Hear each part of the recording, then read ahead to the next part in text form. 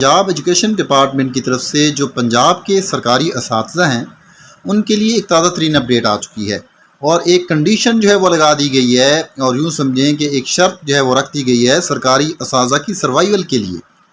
और वो इस वीडियो के थ्रू मैं आपके साथ शेयर करने लगा हूँ। वीडियो में आगे बढ़ने से पहले आपसे गुजारिश है, अगर आप मेरे इस चैनल पे नए हैं और उसको आपने पहले सब्सक्राइब नहीं किया हुआ तो आप इसको सब्सक्राइब कर लें ताकि इस तरह की जो भी वीडियोज़ आएँ वो आप तक बर वक्त पहुँचती रहें और आप इससे इस्तेफादा करते रहें।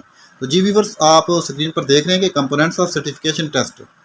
तो टीचर जो है उनके लिए एक कंडीशन लगाई जा रही है और एक चीज़ जो है वो लॉन्च होने जा रही है कि टीचर लाइसेंस जो है वो ज़रूरी करार दिया जाएगा टीचर्स के लिए। उनकी प्रमोशन के लिए जो है वो लाइसेंस जो है ज़रूरी होगा। जब तक वो लाइसेंस नहीं हासिल करेंगे टेस्ट देकर, उस वक्त तक जो है वो प्रमोशन के हल भी नहीं होंगे और दीगर जो मामलात हैं टीचर्स के वो भी उनकी जो रिक्वायरमेंट्स है वो भी फुलफ़िल नहीं होंगी।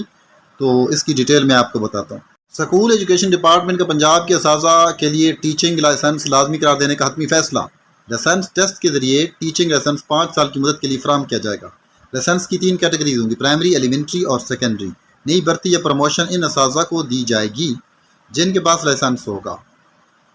टेस्टिंग एजेंसी के बारे अभी कुछ कहा नहीं जा सकता। टेस्ट का syllabus pedagogy, school subjects, IT skills वगैरह शामिल होंगे। प्राइवेट और गवर्नमेंट दोनों सेक्टर्स के असातिज़ा के लिए लाजमी करार दिया जा रहा है। नोट: सूबा सिंध में 2024 से टीचिंग लाइसेंस का इजरा बदरिया टेस्ट कर दिया गया है।